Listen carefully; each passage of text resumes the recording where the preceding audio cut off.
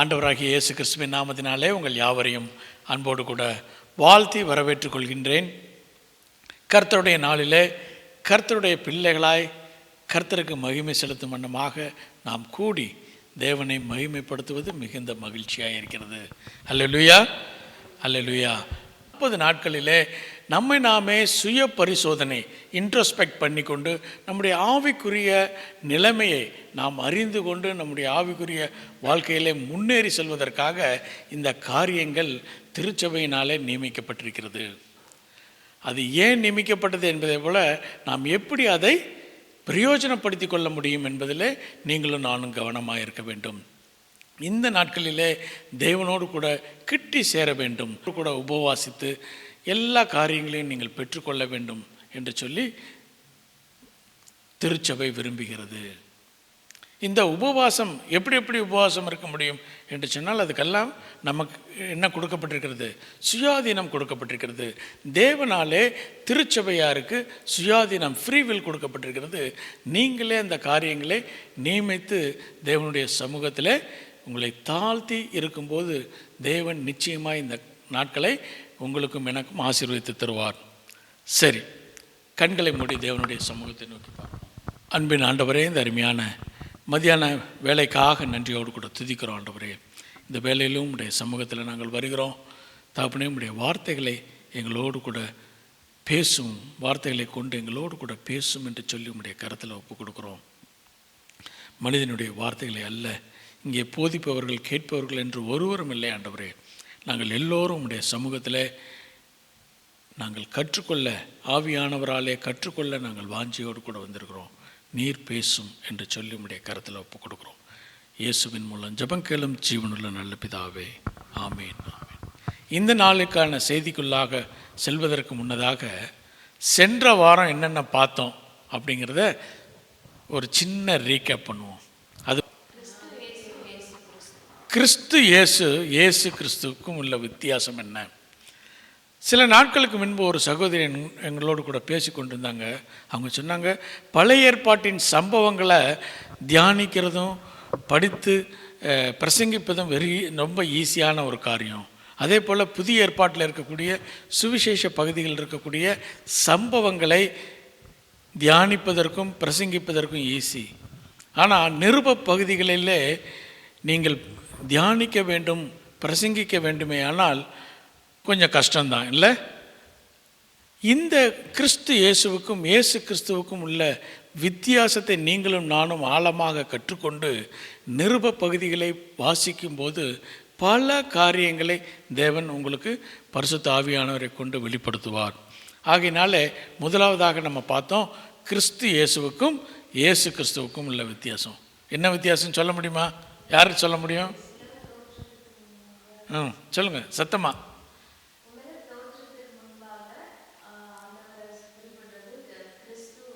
இயேசு மாமிசத்திலே வெளிப்பட்ட பிறகு அவருடைய நாமம் என்ன எழுதப்பட்டிருக்கிறது? இயேசு கிறிஸ்து என்று எழுதப்பட்டிருக்கிறது. இரண்டாவதாக நம்ம பார்த்தோம், அனாதி தீர்மானம், plan of mystery hidden for ages என்று சொல்லி பார்த்தோம். அனாதி தீர்மானம், உலக தோற்றத்திற்கு முன்னதாக தேவன் இந்த காரியத்தை நியமித்திருந்தார் என்று சொல்லி. அதில் முதலாவதாக நம்ம பார்த்தோம் ட்ரினிட்டி கவர்னன்ட், அதாவது திருத்துவ கான்வர்சேஷன், திருத்துவ உடன்படிக்கை என்று சொல்லி பார்த்தோம். அது மாத்திரம் இல்லை, தேவன் மனித குலத்தை எப்படி படைத்தாரா? ராஜாக்களாகவும் ஆசாரியராகவும் படைத்தார். முதல் மனிதன் ஆதாமை ராஜாவாகவும் ஆசாரியனாகவும் படைத்தார். முதல் நாளிலே முதல் படைப்பு விண்ணுக்கும் மண்ணுக்குமாக படைத்தார். 6வது நாளின் கடைசி படைப்பை ஆகிய ஆதாமையும் எப்படி படைத்தார்? விண்ணுக்கும் மண்ணுக்குமாக படைத்தார். ஆனால் அவன் கீழ்ப்படியாமையினாலே, தேவனுடைய வார்த்தையை விசுவாசிக்காதபடினாலே அவன் என்ன செஞ்சான்? அந்த ஸ்தானத்தை இழந்து போனான். இழந்து போன அந்த ஸ்தானத்தை மீண்டுமாக மனு குலத்திற்கு தர வேண்டும் என்று சொல்லி தேவன் என்ன செஞ்சார்? பிரயாசப்பட்டார். யாருக்கு கொடுத்தாரு? இஸ்ரவேல் ஜனத்திற்கு கொடுத்தார். இஸ்ரவேல் ஜனமும் என்ன செஞ்சாங்க? விசுவாசிக்க மாட்டேன் என்று சொன்னார்கள். ஓசியா 6ஆம் அதிகாரம் 7வது வசனத்தின்படியாக யாராவது வாசிப்போமா? ஓசியா தீர்க்கதரிசியின் புஸ்தகம் 6ஆம் அதிகாரம் 7வது வசனம். உடன்படிக்கையை மீறி அங்கே எனக்கு விரோதமாய் துரோகம் பண்ணினார்கள். அந்த உடன்படிக்கை என்ன உடன்படிக்கை? விசுவாச உடன்படிக்கை. என்னது? நான் சொன்ன காரியத்தை நீ விசுவாசித்துட்டுனா போதும், வேற எதுவுமே செய்ய வேண்டாம் என்று சொல்லி. அவர்களும் ஆதாம் எப்படி விசுவாசியாமல் போனானோ அதே போல இந்த இஸ்ரவேல் மக்களும் யாத்திரையாகவும் 19ஆம் அதிகாரத்தில் அவர்கள் விசுவாசிக்காமல் போய்விட்டார்கள். ஆகையினாலே தேவன் என்ன செஞ்சார்? நியாயப்பிரமாணத்தை கொடுத்தார். கட்டளைகளையும் நியாயப்பிரமாணத்தையும் எங்கே? சீனாய் மலையில் அவர்களுக்கு கொடுக்கப்பட்டது. அதன் பிறகு இந்த நியாயப்பிரமாணத்தை நிறைவேற்றுவதற்காக குமாரனானவர் கிறிஸ்து இயேசுவானவர் இந்த உலகத்திலே இயேசு கிறிஸ்துவாக பிறக்க வேண்டியது அவசியமாக இருந்தது. அவர் பிறந்து சிலுவையிலே உங்களுக்காகவும் எனக்காகவும் இரத்தம் சிந்தி மரித்தார். அவர் ஒரே தர பலியாக உங்களுக்காகவும் எனக்காகவும் கொடுக்கப்பட்டார். அதுதான் ரோமர் 3ஆம் அதிகாரம் 26வது வசனம். ரோமரில் எழுதிய நிருபம் 3ஆம் அதிகாரம் 26வது வசனத்தை வாசிப்போம். கிறிஸ்து இயேசுவினுடைய இரத்தத்தை பற்றும் விசுவாசத்தினாலே கிருபாதார பலியாக அவரே ஏற்படுத்தினார். கிருபாதார பலி, சப்ஸ்டிடியூட்டாக ஆண்டவராகிய இயேசு கிறிஸ்து உங்களுக்காகவும் எனக்காகவும் சிலுவையிலே மரித்தார். அது மாத்திரம் இல்லை, அவர் என்ன செஞ்சார்? ஏசாயா தீர்க்கதரிசியின் புஸ்தகம் 53ஆம் அதிகாரம் 10வது வசனத்தை வாசிப்போம். கர்த்தரோ அவரை நொறுக்க சித்தமாகி அவரை பாடுகளுக்கு உட்படுத்தினார். அவருடைய ஆத்மா தன்னை குற்ற நிவாரண பலியாக. வரக்கூடிய நாட்களில் நம்ம தியானிப்போம். பலிகளை குறித்து நாம் தியானிச்சிருக்கோம் பைபிள் ஸ்டடியில். வரக்கூடிய வாரத்தில் நம்ம தியானிப்போம். குற்ற நிவாரண பலியாக கொடுத்தார். ஒப்பு கொடுத்த போது அவர் தம் சந்ததியை கண்டு நீடித்த நாளாய் இருப்பார். கர்த்தருக்கு சித்தமானது அவர் கையினால் வாய்க்கும். அவர் சந்ததியை கண்டு. ஒரு கர்ப்பஸ்திரீ தன்னுடைய பிரசவ வேதனையிலே அவள் நினைப்பாளாம், இந்த பாடுபடுவதற்கு பதிலாக நான் என்ன செஞ்சால் போதும், மரித்தாலே பரவாயில்லை என்று சொல்லி நினைப்பாளாம். ஆனால் அவளுடைய குழந்தையை பார்த்த உடனே அவள் சொல்லுவாளாம், இல்லை, நான் இந்த குழந்தைக்காக நான் வாழ வேண்டும் என்று சொல்லி சொல்லுவாளாம். அதே போல் ஆண்டவராகிய இயேசு கிறிஸ்துவும் மரண வேதனைப்படுகின்ற போது பிதாவானவர் அவருடைய சந்ததியாகிய உங்களையும் என்னையும், உங்களுடைய முகத்தையும் என்னுடைய முகத்தையும் ஆண்டவராகிய இயேசு கிறிஸ்துவினிடத்தில் காட்டும்போது அவர் சொல்கிறார், இல்லை, நான் மரிக்க மாட்டேன், மீண்டும் உயிரோடு கூட எழும்புவேன். எதற்காக என்று சொன்னால், என் சந்ததியை நான் பார்ப்பதற்காக நான் மீண்டுமாக உயிர் தள்ள வேண்டும் என்று சொல்லி அவர் தன்னைத்தானே ஒப்பு கொடுத்தாராம். அதை தான் யோவான் 19ஆம் அதிகாரம் 24வது வசனத்தில், ஆகிலும் போர் சேவகரில் ஒருவன் ஈட்டிகளினாலே அவருடைய விழாவை குத்தினான், உடனே இரத்தமும் தண்ணீரும். எப்படி ஒரு பெண் தன்னுடைய குழந்தைக்காக இரத்தமும் தண்ணீரும் சிந்தி குழந்தையை பெற்றெடுக்கிறாளோ, அப்படியாக திருச்சபையை உங்களையும் என்னையும் ஆண்டவராகிய இயேசு கிறிஸ்து சிலுவையிலே பிறப்பித்தார். அதனால தான் சொல்கிறாங்க, சிலுவையின் பாடுகளில் போய் சிலுவையின் அடிவாரத்தில் சென்று நீங்களும் நானும் ஆண்டவராகிய இயேசு கிறிஸ்துவை சொந்த இரட்சகராக ஏற்றுக்கொண்டு எனக்காக அவர் மரித்திருக்கிறார், அவராலே நான் புதிய ஜீவனை பெற்றிருக்கிறேன் என்று சொல்லும்போது நீங்களும் நானும் புது சிருஷ்டியாய் மாறுகிறோம். அதுதான் மீண்டும் பிறவாவிட்டால். ஒரு முறை நம்ம பிறந்தோம். எப்போ பிறந்தோம்? தாயின் கற்பத்திலிருந்து பிறந்தோம். இப்போ இயேசுவை விசுவாசிக்கும் போது, இயேசுவினுடைய விசுவாசத்தை நீங்களும் நானும் ஏற்றுக்கொண்டு அவருடைய மரணம் நமக்காக அவர் மரித்தார் என்று சொல்லி ஏற்றுக்கொள்ளும் போது நம்ம என்ன செய்கிறோம்? ஆவிக்குரிய குழந்தைகளாக நாம் பிறக்கின்றோம். ஆவிக்குரிய குழந்தைகளாய் நீங்களும் நானும் யாருடைய குழந்தைகளாய் மாறுகிறோம்? ஆண்டவராகிய இயேசு கிறிஸ்துவனுடைய குழந்தைகளாய் மாறுகிறோம். அதுதான் யோவான் சுவிசேஷம் 3ஆம் அதிகாரம் 14வது வசனத்திலிருந்து வாசிக்க கேட்போம். சர்ப்பமானது மோசேயினால் வனாந்தரத்திலே உயர்த்தப்பட்டது போல மனுஷகுமாரனாகிய இயேசு கிறிஸ்து தன்னை விசுவாசிக்கிறவன் எவனோ அவன் கெட்டு போகாமல் நித்திய ஜீவனை அடையும்படி உயர்த்தப்பட வேண்டும். சிலுவையிலே அவர் உயர்த்தப்பட வேண்டும். தேவன் தம்முடைய ஒரே பேரான குமாரனை விசுவாசிக்கிறவன் எவனோ அவன் கெட்டு போகாமல் நித்திய ஜீவனை அடையும்படிக்கு அவரை தந்தருளி இவ்வளவாய் உலகத்தை அன்பு கூர்ந்தார். உலகத்தை ஆக்கினைக்குள்ளாக தீர்க்கும்படி தேவன் தம்முடைய குமாரனை உலகத்தில் அனுப்பாமல் அவராலே உலகம் ரட்சிக்கப்படுவதற்காகவே அவரை அனுப்பினார். அவரை விசுவாசிக்கிறவன் ஆக்கினைக்குள்ளாக தீர்க்கப்படான். விசுவாசியாதவனோ தேவனுடைய ஒரே பேரான குமாரனுடைய நாமத்தில் விசுவாசம் உள்ளவனாய் இராதபடியினால் அவன் ஆக்கினை தீர்ப்புக்குட்பட்டாயிற்று. போதும். நீங்களும் நானும் அந்த ஆக்கினை தீர்ப்புக்குள்ளாக தீர்க்கப்படக்கூடாது என்று சொல்லி ஆண்டவராகிய இயேசு கிறிஸ்து நமக்காக ஒரே தரம் அவர் ஜீவ பலியாக தன்னை தானே ஒப்பு கொடுத்து குற்ற நிவாரண பலியாய் ஒப்பு கொடுத்தார். ஆகையினாலே நீங்களும் நானும் நியாயப்பிரமாணத்திற்கு புறம்பாக இருக்கிறோம்.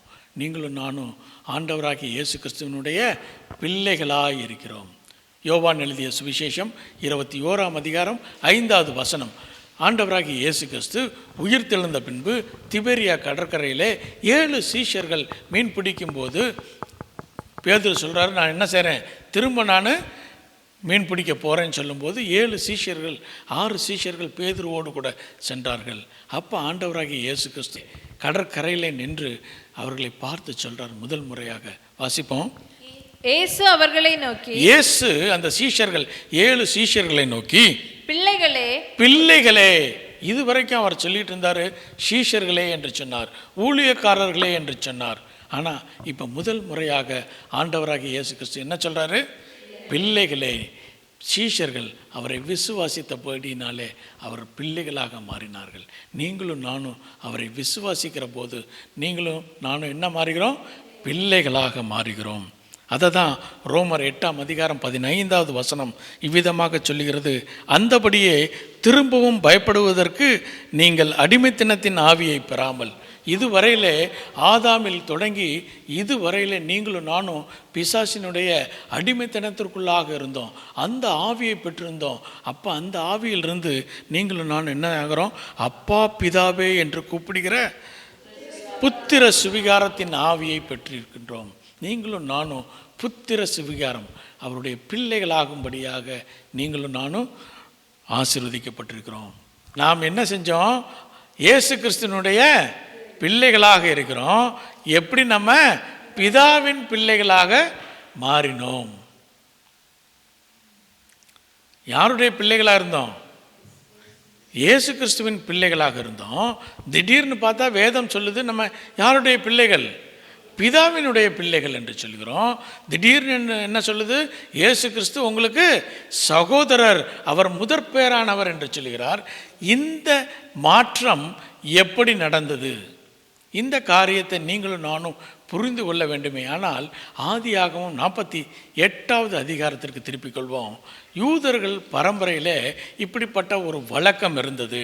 அதை பார்ப்போம். ஆதியாகமம் 48ஆம் அதிகாரம் 1வது வசனத்தை வாசி. அதற்கு பின்பு உம்முடைய தகப்பனாருக்கு வருத்தமாய் இருக்கிறது என்று யோசேப்புக்கு சொல்லப்பட்டது. யோசேப்புக்கு சொல்லப்பட்டது. யாரு தகப்பன்? யாக்கோபு. யாக்கோபு என்ன இருந்தாரா? தமிழ்ல என்ன போட்டாங்க? வருத்தம்னு. ஆங்கிலத்தில் என்ன போட்டிருக்காங்க? சிக். அவர் என்ன ஆயிட்டாரா? வியாதியாக இருந்தாராம். இப்போ எபிரேய ஏடுகளில் சொல்லியிருக்க அவருக்கு வந்த வியாதியின் பெயர் என்னன்னா கால் என்கின்ற வியாதி வந்துச்சான் அவருக்கு. வேதாகமத்தில் முதல் முறையாக வியாதியாய் மரித்த மனிதன் யாருன்னா யாரு? யாக்கோபு தான். இது வரைக்கும் ஆதியிலிருந்து ஆதாமிலிருந்து யாக்கோபுக்கு முன்னாடி வரைக்கும் யாருமே வியாதியாய் மரிக்கவே இல்லை. முதல் முறையாக இந்த மனிதனை குறித்து சொல்லும்போது இவர் என்ன ஆனாலாம்? வியாதியாக இருந்தார். அதுவும் கால் என்கின்ற வியாதி. இதே வியாதி யாருக்கு வந்துச்சான்? 1 ராஜாக்கள் 20ஆம் அதிகாரம் வாசிக்க வேண்டாம், எசேக்கியா ராஜாவுக்கு வந்துச்சான். அவரும் வியாதியாக இருந்தாராம். அந்த கால் என்கின்ற வியாதி என்னன்னா ஸ்கின் கேன்சர். அந்த காலத்திலே கேன்சர் இருந்திருக்கு அவருக்கு. முதல் முறையாக இவருக்கு தான் அந்த வியாதி வந்துச்சான்.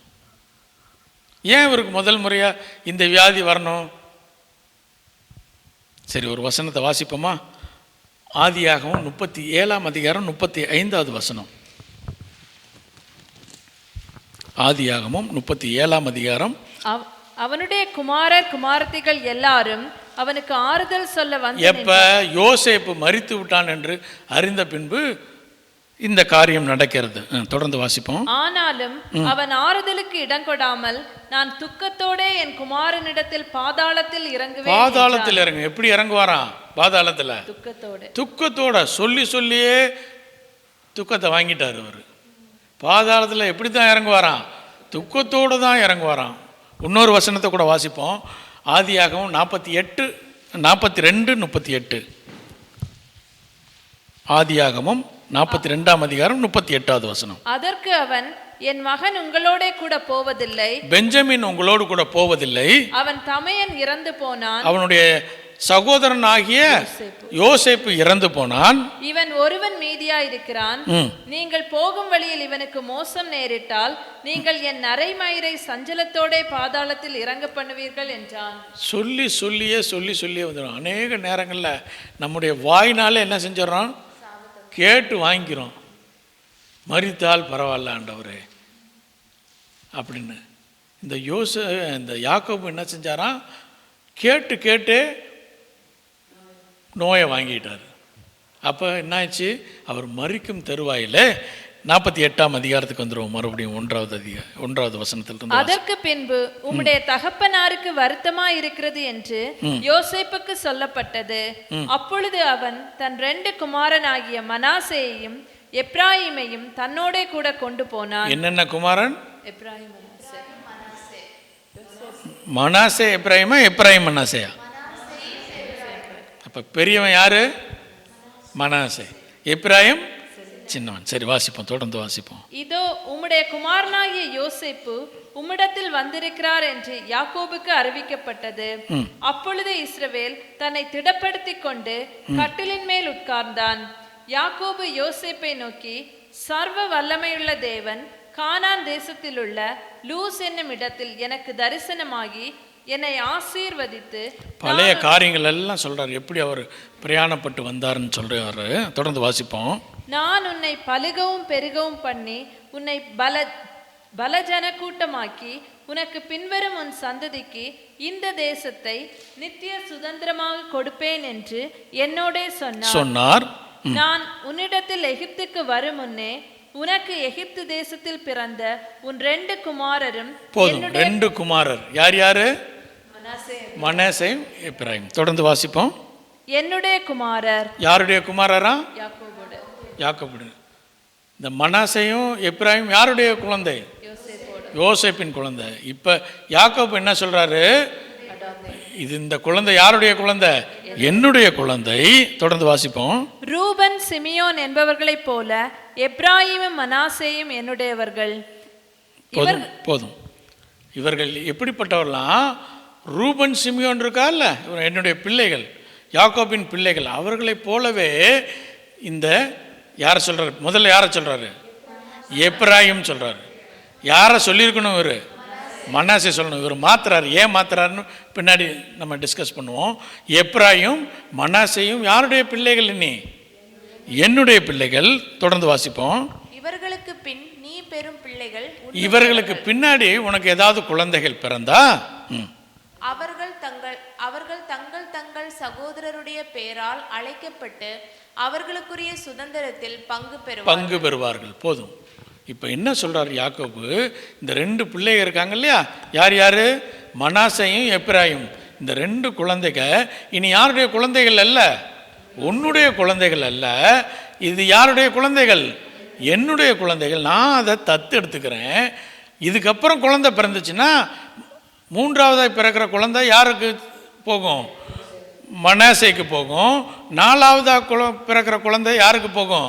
எப்ராயிமுக்கு போகும். அந்த கோத்திரத்தில் சேரும். ஆனால் இந்த 2 கோத்திரமும் ரூபன் சிமியோன் கோத்திரம் எப்படியோ அப்படியாக இந்த 2 குழந்தைகள் என்னுடைய குழந்தைகள் ஆக மாறும்.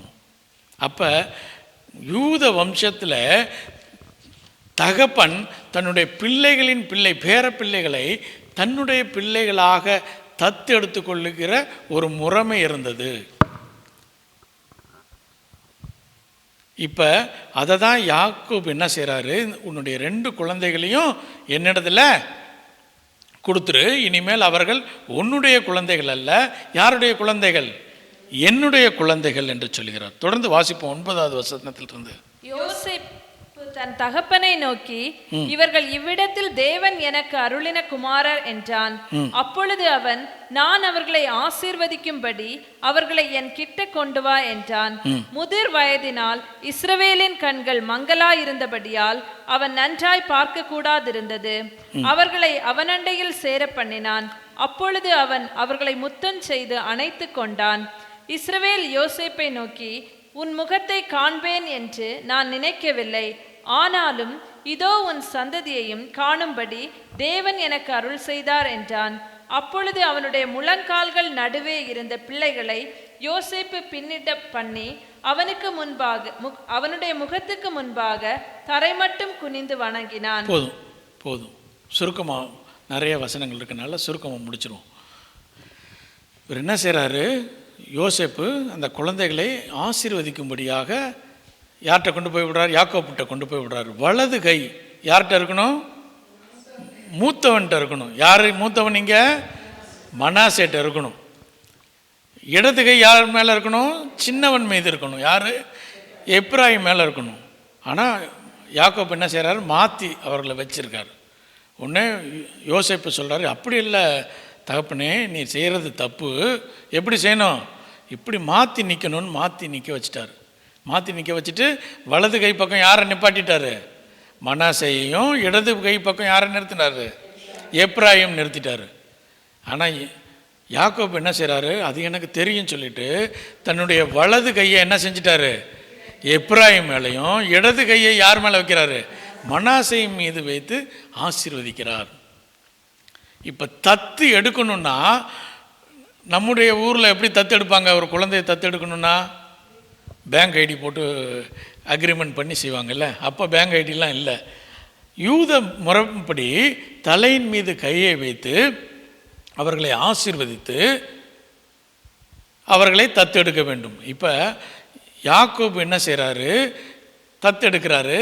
கையை என்ன செய்கிறாரு, வலது கையை எப்ராயிம் இளையவன் மீதும் இடது கையை மனாசேயின் மீதும் வைத்து ஆசீர்வதிக்கிறார். ஆசீர்வதிச்சிட்டா என்ன அர்த்தம், இனிமேல் அவர்கள் தன்னுடைய பிள்ளைகளாக மாறுகிறார்கள். கானான் தேசத்தை சுதந்திரித்து கொள்ளும் போது இவர்களுக்கு என்ன கொடுக்கணும், பங்கு, சுதந்திரம் கொடுக்க வேண்டும்.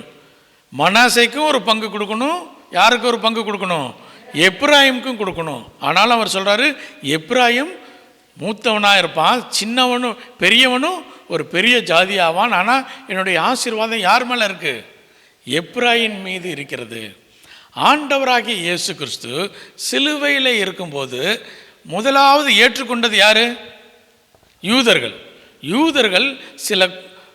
யூதர்கள் ஆண்டவராகிய இயேசு கிறிஸ்துவை என்ன செஞ்சிட்டாங்க, சொந்த இரட்சகராக ஏற்றுக்கொள்கிறார்கள். அவர் எனக்காக மரித்தார் என்று சொல்லி அவர்கள் விசுவாசிக்கிறார்கள்.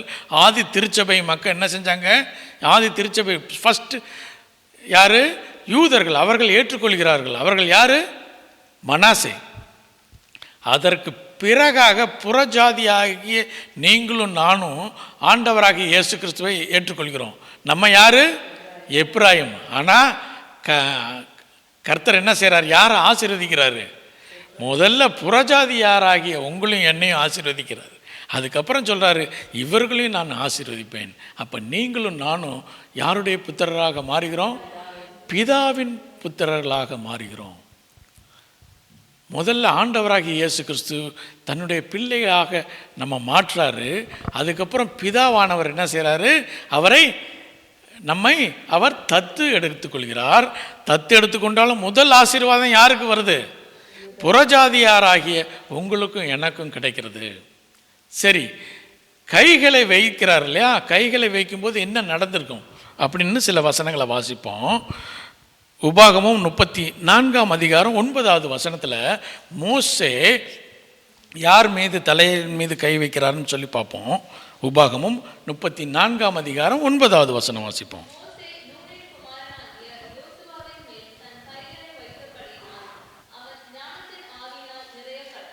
ம் செய்தார்கள். இப்போ மோசே மரிக்க போவதற்கு முன்னதாக அடுத்த லீடரை அவர் ஏற்படுத்த வேண்டும். அப்போ மோசே என்ன செய்கிறாரு? கையை எங்கே வைக்கிறாரு? யோசுவாவின் தலையின் மீது கை வைக்கும்போது ஆவியானவர் அவன் மீது வருகிறார். வரும்போது அவன் ஒரு பெரிய லீடராக, யார்? யோசுவா பெரிய லீடராக மாறுகிறான்.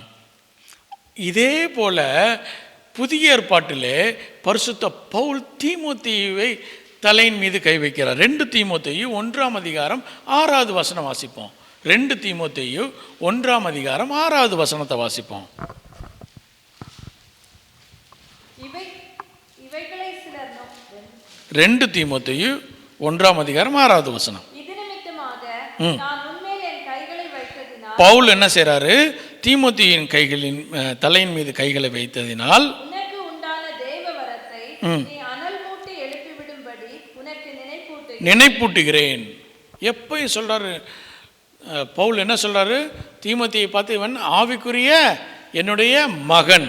2வது வசனத்தை வாசிப்போம். அதே அதிகாரத்தின் 2வது வசனம். பிரியமுள்ள குமாரனாகிய தீமோத்தேயுக்கு எழுதுவதாவது, பிதாவாகிய தேவனாலும் நம்முடைய கர்த்தராகிய இயேசு கிறிஸ்துவினாலும். போதும். பிரியமுள்ள குமாரனாகிய தீமோத்தேயுக்கு. அப்போ அவனை குமாரனாய் ஏற்றுக்கொள்கிறார்.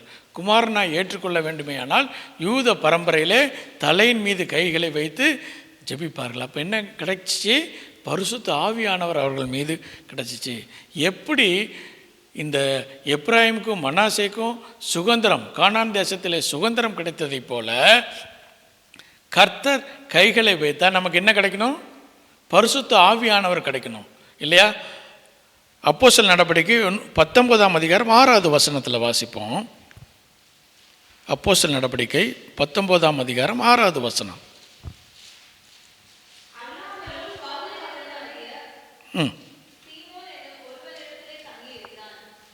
இல்லை, 19ஆம் அதிகாரம் 6.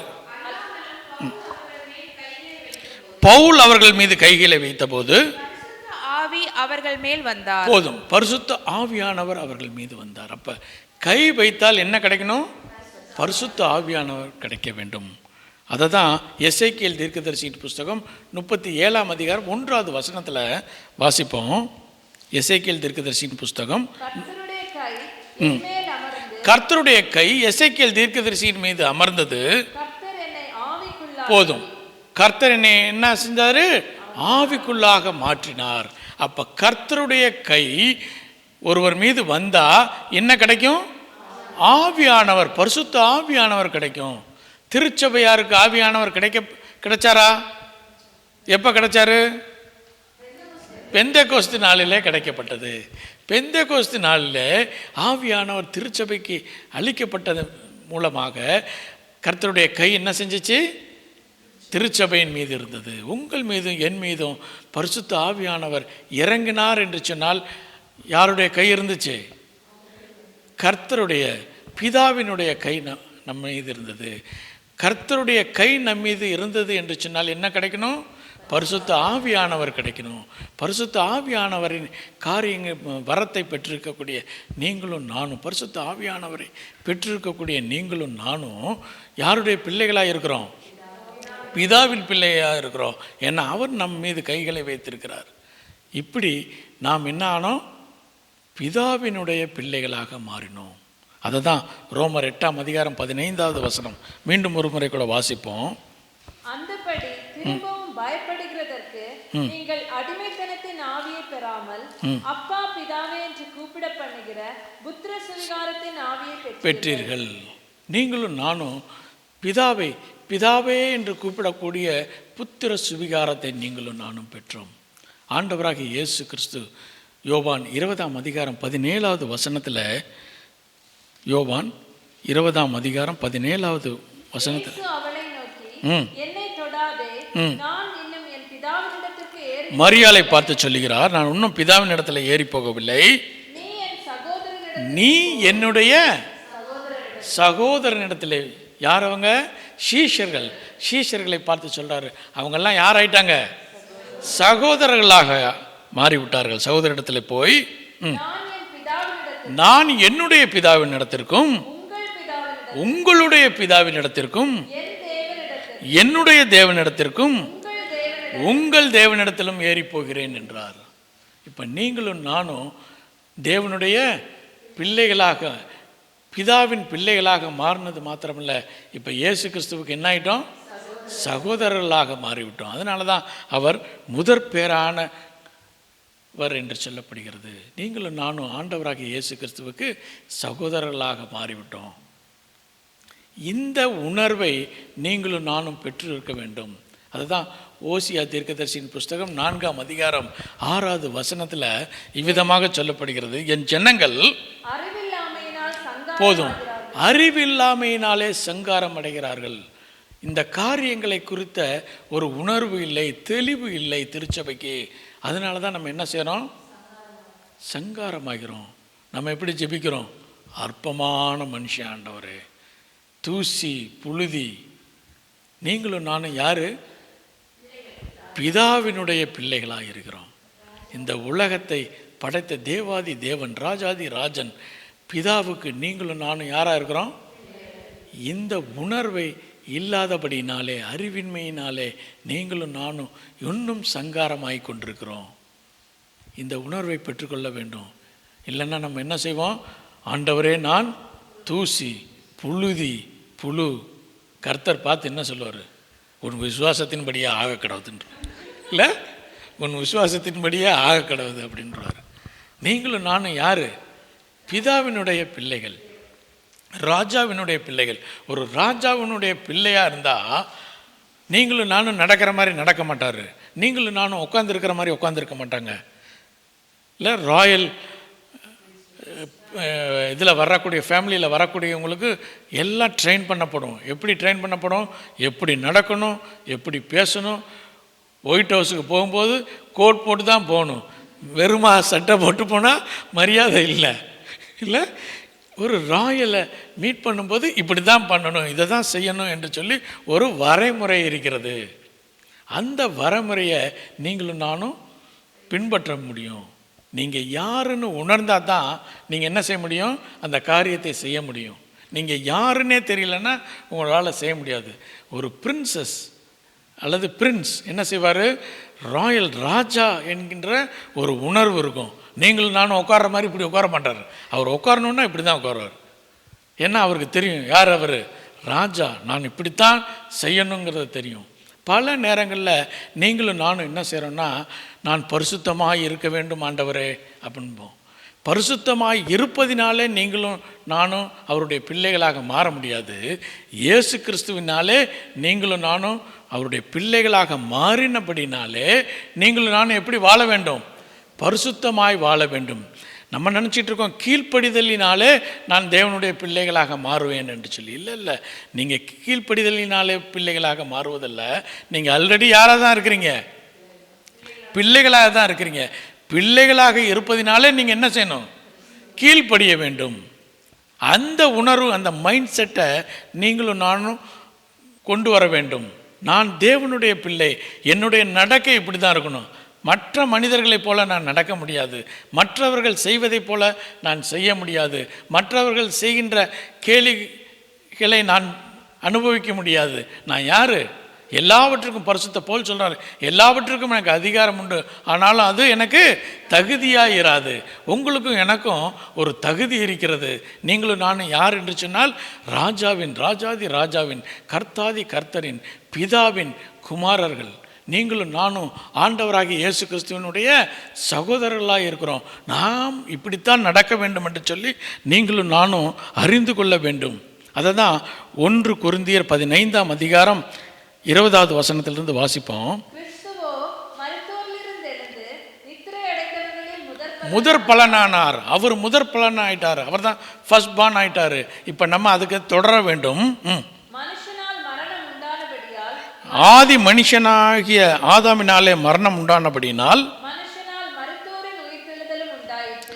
மனுஷனாகிய மீண்டும் இரண்டாவது ஆதாமாகிய ஆண்டவராகிய இயேசு கிறிஸ்துவினால் மரித்தோரின் உயிர்த்தெழுதலும் உண்டாயிற்று.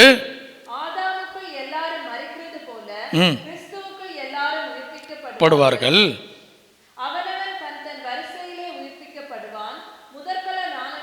கிறிஸ்து பின்பு அவர் வருகையில் அவருடையவர்கள் உயிர்ப்பிக்கப்படுவார்கள். இந்த உணர்வு உங்களுக்கும் எனக்கு வேணும். நீங்கள் ஆண்டவராக இயேசு கிறிஸ்துவை பார்க்கும்போது அவர் ஃபர்ஸ்ட் பார்ன், அவர் முதற் பேரானவர், அவர் என்னுடைய மூத்த சகோதரன், நான் யார், பிதாவினுடைய பிள்ளையாக இருக்கிறேன் என்று சொல்லி மீண்டும் மீண்டுமாக பரிசுத்த பவுல் சொல்றார், நீங்கள் பயத்தின் ஆவியை தரித்து கொள்ளாமல் அப்பா பிதாவே என்று கூப்பிடுகிற புத்திர சுவிகாரத்தை பெற்றிருக்கிறீர்கள். நீங்களும் நானும் பிதாவினுடைய பிள்ளைகளாக இருக்கின்றோம். அந்த சன்ஷிப் அதை நீங்களும் நானும் உணர்ந்து கொள்ள வேண்டும். ரோமர் 8:14 வாசிப்போம். மேலும் எவர்கள் தேவனுடைய ஆவியினாலே நடத்தப்படுகிறார்களோ அவர்கள் தேவனுடைய புத்திரராய் இருக்கிறார்கள். எவர்கள் தேவனுடைய ஆவியினாலே நடத்தப்படுகிறார்களோ அவர்கள் தேவனுடைய புத்திரராய் இருக்கிறார்கள். ஏனென்று சொன்னால் தேவனுடைய கரம் நம் மீது அமரும் போது பரிசுத்த ஆவியானவரை பெற்றிருக்கிறோம். அந்த பரிசுத்த ஆவியானவராலே நடத்தப்படும் போது நாம் யாராக இருக்கிறோம், தேவனுடைய புத்திரராய் இருக்கிறோம். தொடர்ந்து வாசிப்போம். அந்தபடி திரும்பவும் பயப்படுகிறதற்கு, திரும்பவும் பயப்படுவதற்கு, உலகத்தின் காரியங்களை பார்த்து திரும்பவும் நீங்கள் பயப்பட வேண்டிய அவசியம் இல்லை. நீங்கள் அடிமைத்தனத்தின் ஆவியை பெறாமல் அப்பா பிதாவே என்று கூப்பிட பண்ணுகிற புத்திர சுவிகாரத்தின் ஆவியை பெற்றீர்கள். நாம் தேவனுடைய பிள்ளைகளாய் இருக்கிறோம் என்று ஆவியானவர் தாமே நம்முடைய ஆவியுடனே சாட்சி சொல்கிறார். இப்போ ஒரு ஜட்ஜ் இருக்கிறாரு.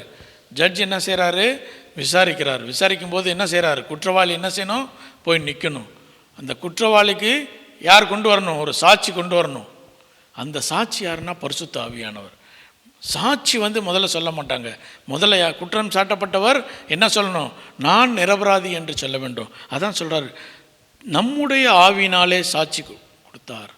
நம்முடைய ஆவி, நாம் அதை சுதந்திரித்து கொள்ள வேண்டும். நான் கர்த்தருடைய பிள்ளை என்று சொல்லி பல நேரங்களில் நீங்கள் அதை ஒத்துக்காததுனால சாட்சி சொல்ல முடியுமா, சாட்சி சொல்ல முடியாது. சாட்சி விட்னஸ் தான் பண்ண முடியும் இல்லை. முதலாவது நீங்களும் நானும் சொல்ல வேண்டும், நான் தேவனுடைய குமாரன் என்று சொல்லி. தொடர்ந்து வாசிப்போம். பிள்ளைகள் ஆனால் சுதந்திரருமாமே, தேவனுடைய சுதந்திரரும் கிறிஸ்துவுக்கு உடன் சுதந்திரருமாமே. கிறிஸ்துவுடனே கூட நாம் மகிமைப்படும்படிக்கு அவருடனே கூட பாடுபட்டால் அப்படியாகும். போதும், அவருடனே பாடுபட்டால் அப்படியாகும். அடுத்த வசனத்தையும் வாசிக்கிறோம். ஆதலால் இக்காலத்து பாடுகள் இனி நம்மிடத்தில் வெளிப்படும் மகிமைக்கு ஒப்பிடத்தக்கவைகள் அல்லவென்று என்று எண்ணுகிறேன். பல நேரங்களில் இந்த ஃபாஸ்டிங் டைமில் நம்ம கேட்போம், என்ன வேணும், ஆவியின் வரங்கள் வேண்டும் என்று சொல்லி. ஆவியின் வரங்களை வச்சு என்ன பார்க்குறது, நீங்கள் ரீல்ஸ் தான் பார்க்க போகிறீங்க. எதுக்கு ஆவியின் வரங்கள், யாருக்கு ஆவியின் வரங்கள் வேணும், ஊழியம் செய்கிறவங்களுக்கு வேணும். நீங்கள் தான் அதை செய்ய போகிறதே கிடையாது, நீங்கள் எதுக்கு அதை வேணும். எப்பயுமே என்னென்னா அத்தாரிட்டி வேணும். போன வாரத்துக்கு முந்தின வாரம் பார்த்தோம், என்ன பார்த்தோம், அதிகாரம் வேண்டும். கட்டுகளை அவிழ்ப்பதற்கான அதிகாரம் வேண்டும். இந்த அதிகாரம் அத்தாரிட்டிலாம் உங்களுக்கு கடவுள் கொடுப்பாரு. எப்போ, அத்தாரிட்டியோடு கூட ரெஸ்பான்சிபிலிட்டியை நீங்கள் எடுக்கும்போது தான். பிள்ளைகளாக மாறணும்னு ஆசை இருக்குது, பிசாசை துரத்தணும்னு ஆசை இருக்குது, அற்புதங்கள் அடையாளங்கள் செய்யணும்னு ஆசை இருக்குது. ஆனால் என்ன செய்ய ஆசை இல்லை, ரெஸ்பான்சிபிலிட்டி, ஊழியம் செய்யணும்னு எந்த ஆர்வமும் இல்லை. அது எங்கள் வேலை இல்லைங்க. எங்களுக்கு ஏதாவது இந்த 40 நாளில் ஏதாவது ஒரு வரம் கிடச்சா போதும். நான் ஊழியம் செய்யலாம், அதெல்லாம் பாஸ்டர் பார்த்துக்குவார், இல்லை பாஸ்டர் அம்மா பார்த்துக்குவாங்க, வேறு யாராவது செய்வாங்க. அதுக்கு நான் அழைப்பு பெற்றவர்கள் இருக்கிறாங்க, நான்லாம் செய்ய வேண்டாம். நீங்கள் சன்ஷிப் இருந்துச்சுன்னா, நீங்கள் புத்திரர்களாக இருந்தால் நீங்கள் என்னவும் செய்யணும், அதற்கான ரெஸ்பான்சிபிலிட்டியும் இருக்கும். நான் ராஜாவினுடைய குமாரன் சொல்லிட்டு பிரின்ஸு என்ன செய்கிறாரு, ராஜகுமாரன் அதற்கான காரியத்தை அவர் ரெஸ்பான்சிபிலிட்டி எடுக்காமல் அவர் பாட்டுக்கு தாந்தோணித்தனமாக இருந்தால் அவர் ராஜாவை ஆக முடியுமா, முடியாது. அப்போ நீங்களும் நானும் என்ன செய்யணும், ரெஸ்பான்சிபிலிட்டி எடுக்க வேண்டும். இந்த 40 நாட்களில் ஆவியின் வரங்களை கேட்குறதெல்லாம் ஓகே, அதோடு கூட ஆண்டவரே நானும் உமக்காக ஊழியம் செய்ய வேண்டும், எப்படி ஊழியம் செய்ய வேண்டும் என்பதை நீர் எங்களுக்கு சொல்லித்தாரோம் ஆண்டவரே. இவைகளெல்லாம் வேண்டும், அத்தாரிட்டி வேணும். அதோடு கூட நான் ரெஸ்பான்சிபிலிட்டியை எடுக்க நான் ஆயத்தமாக இருக்கிறேன் என்று சொல்லும்போது கர்த்தர் என்ன செய்கிறாரு? அதோடு கூட சுதந்திரத்தையும் தருகிறார். அதுதான் ரோமர் 8ஆம் அதிகாரத்தில் கிறிஸ்துவுக்கு உடன் சுதந்திரமாமே நீங்களும் நானும் சுதந்திரத்தை பெற வேண்டுமேனால் அவரோடு கூட என்ன செய்யணும்? பாடுகள் பட வேண்டும். அவரோடு கூட பாடுகள் பட்டால் அவரோடு கூட ஆளுகையும் செய்ய முடியும். நீங்களும் நானும் ஆளுகை நாளை வரக்கூடிய நாட்களில் செய்ய வேண்டுமே. ஆனால் இன்றைக்கி என்ன செய்யணும்? ஊழியம் செய்ய வேண்டும், கர்த்தருக்காக ஊழியம் செய்ய வேண்டும். டைம் முடிஞ்சிருச்சு. தேவனுடைய சமூகத்தை நோக்கி பார்ப்போம். முடிந்தவர்கள் எழுந்து நிற்போம். அன்பின் ஆண்டவரே, இந்த வேளையிலும் உம்முடைய சமூகத்தில் வந்த ஆண்டவரே, உம்முடைய வார்த்தைகளினாலே எங்கள் ஒவ்வொருவரையும் நீர் போஷித்தீர் என்று சொல்லி நாங்கள் மெய்யாய் விசுவாசிக்கிறோம். ஆண்டவரே, எங்களுடைய நிலைமைகளை தகப்பனே நீர் எங்களோடு கூட பேசினீர். அநேக நேரங்களில் நாங்கள் புழுதி குப்பை என்று சொல்கிறோம். ஆனால் ஓசையா தீர்க்கதரிசியின் புஸ்தகம் 4ஆம் அதிகாரம் 6வது வசனத்தில் சொன்னதை போல என் ஜனங்கள் அறிவின்மையால் சங்காரிக்கப்படுகிறார்கள் என்று சொன்ன விதமாக அநேக நேரங்களிலே நாங்கள் அந்த அறிவீனத்தினாலே எங்களுக்கு கொடுக்கப்பட்ட ஸ்தானத்தை நாங்கள் இழந்து போகிறோம். அந்த ஆதாமை போல, இஸ்ரவேல் மக்களைப் போல தகப்பனே நாங்களும் இழந்த காரியங்கள் உண்டு. ஆண்டவரே, இந்த வேளையிலே நீர் எங்களோடு கூட பேசினீர், உம்முடைய பிள்ளைகளாக மாற்றியிருக்கிறீர். ஆண்டவரே, நாங்கள் முதலாவதாக ஆண்டவராகிய இயேசு கிறிஸ்துவினுடைய பிள்ளையாக மாறினோம். அவர் சிலுவையிலே எங்களை தன்னுடைய சொந்த இரத்தத்தினாலும் தண்ணீரினாலும் எங்களை பெற்றெடுத்தார். ஆண்டவரே, உம்முடைய கரத்தை எங்கள் தலைகளின் மீது வைத்து பரிசுத்த ஆவியானவரை எங்களுக்கு தந்து தகப்பனே நீர் எங்களை தத்தெடுத்திருக்கிறீர். ஆண்டவரே, நாங்கள் பிதாவின் குமாரர்கள், நாங்கள் பிதாவின் குமாரத்திகள். ஆண்டவரே, அந்த உணர்வை எங்களுக்கு தந்தீர். ஆண்டவரே, அதற்காக நன்றி அப்பா. தகப்பனே, அநேக நேரங்களிலே தகப்பனே இந்த காரியத்தை நாங்கள் புரியாமல் இருந்திருக்கு. இந்த வேளையில் எங்களோடு கூட பேசினீர், அதற்காக நன்றி அப்பா.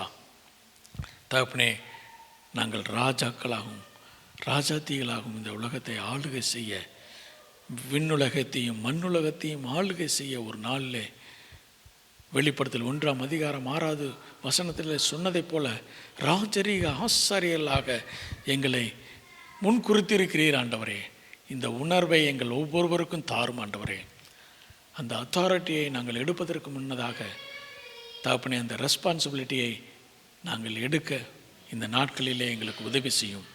உமக்காக நாங்கள் ஊழியம் செய்ய எங்கள் ஒவ்வொருவரையும் எடுத்து பயன்படுத்தும் என்று சொல்லி உம்முடைய கரத்தில் ஒப்பு கொடுத்து செபிக்கிறோம்.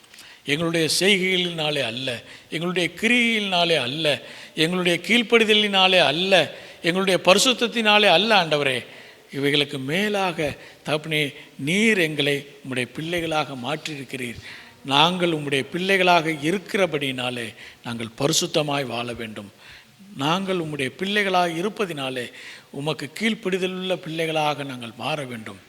என் ஜனத்திற்கும் உன் ஜனத்திற்கும் இடையே பெரிய வித்தியாசத்தை உண்டு பண்ணுவேன் என்று சொன்ன தேவன், இந்த நாளிலே எங்களுடைய வாழ்க்கையிலே ஒரு வித்தியாசத்தை நாங்கள் முதலாவது காணவும், எங்களை சுற்றி இருப்பவர்கள் அந்த வித்தியாசத்தை காணவும் தகப்பனே நீர் அந்த வித்தியாசத்தை தகப்பனே நீர் கண்டு தகப்பனே எங்களை ஆசீர்வதிக்க கிருபை தாரும்.